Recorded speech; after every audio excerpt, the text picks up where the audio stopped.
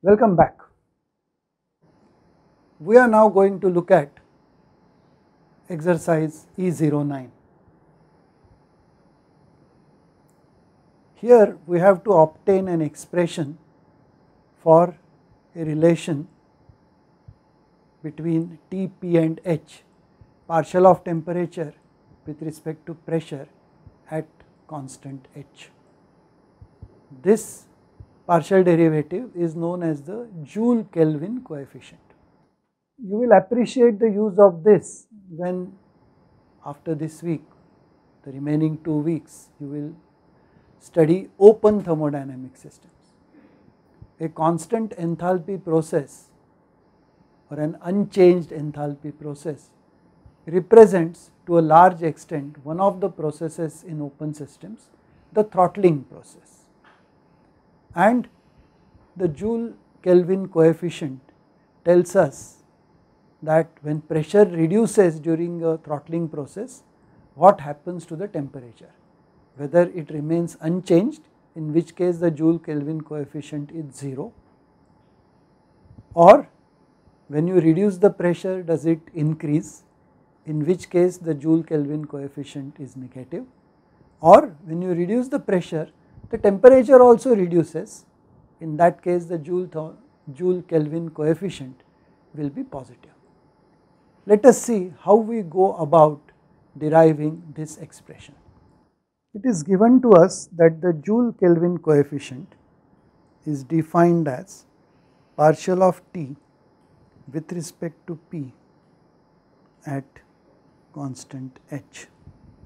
Now this constant H derivative is something which we have not come across earlier. All our partial derivatives were either at constant T, constant P, constant V or constant S. So what we do is we make use of the chain rule.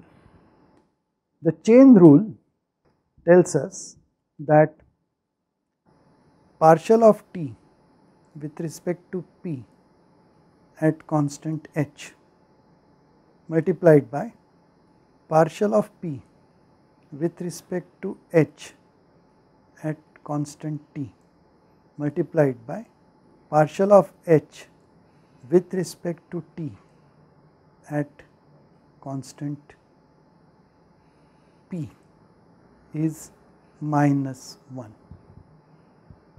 And we immediately recognize that this is our specific heat at constant pressure Cp.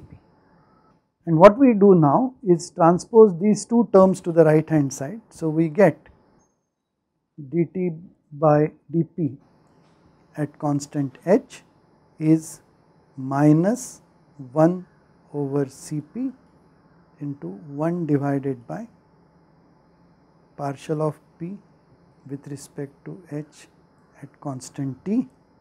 Using the reciprocity relation, we obtain this equal to 1 divided by Cp partial of H with respect to P at constant T, and for this term we have already derived a relation.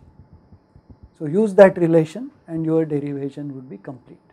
The end result is already shown to you in your exercise sheet. Thank you.